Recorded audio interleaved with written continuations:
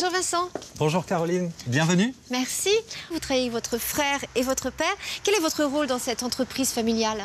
Alors moi, je m'occupe de la fabrication donc, des carreaux en terre cuite. On a essayé que chacun d'entre nous soit à un poste bien déterminé, de manière à ce qu'on ne soit pas tous sur le même beefsteak, quoi. Ce qui fait qu'on se partage les tâches, mais tout en ayant une grande complémentarité, puisqu'on est tous polyvalents. Alors expliquez-nous, là on a une machine, c'est l'étireuse. Alors attention, L apostrophe, on me l'a bien précisé. Ouais. Comment Donc, elle fonctionne cette machine? l'étireuse est la machine dans laquelle on va mettre la matière première, qui est donc l'argile. Ensuite, cette étireuse nous permet donc de travailler la terre sous vide. Parce que si dans notre argile, on avait de l'air, comme on va chauffer avec la dilatation, les carreaux exploseraient littéralement. Ah oui, donc dans c'est le four. important d'enlever cette terre dans... Ah, totalement. Une fois qu'on a enlevé l'air, donc soit on travaille le carreau ou on le tape sur un marbre pour faire le côté fait main. Mais ce que nous avons fabriqué là, ce sont des petits pavés. Donc c'est un peu notre fer de lance. Ce sont des carreaux qui permettent de faire des terrasses, des tours de piscine, mais qui est aussi très, très joli en intérieur.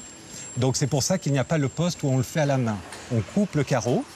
Ensuite, ce carreau est positionné sous forme de ligne, ensuite de colonnes. Cet ensemble va sur des châssis métalliques qui après vont sur des chariots. On va les rentrer dans l'étuve. Cette étuve me permet de sécher en 12 heures. Ce four est impressionnant quand même.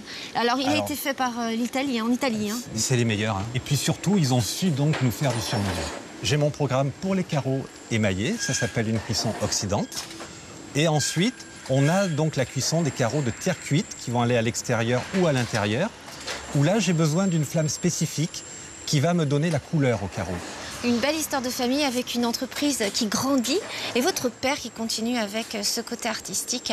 Je vais aller le rejoindre et il va me parler, lui, de tout ce qu'il fait. Merci beaucoup, Vincent. Merci, à bientôt. À bientôt.